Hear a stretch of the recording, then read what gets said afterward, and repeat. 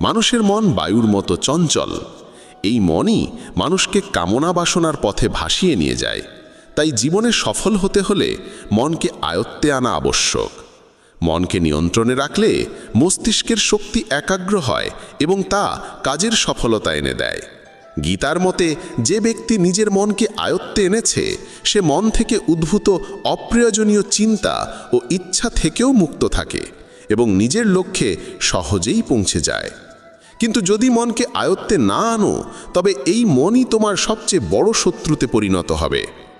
কোনো মানুষ তার সময়ের আগে কিংবা ভাগ্যের বেশি কিছু পায় না, তবে তবুও চেষ্টা চালিয়ে যেতে হবে। সব সময় সন্দেহ করা মানুষ কখনোই শান্তি পায় না। তাই সন্দেহ থেকে বিরত থাকা প্রয়োজন। অতিরিক্ত সন্দেহে মনের শান্তি নষ্ট হয় এবং মানুষ বিভ্রান্ত হয়ে নিজের সম্পর্কগুলো ধ্বংস করে ফেলে।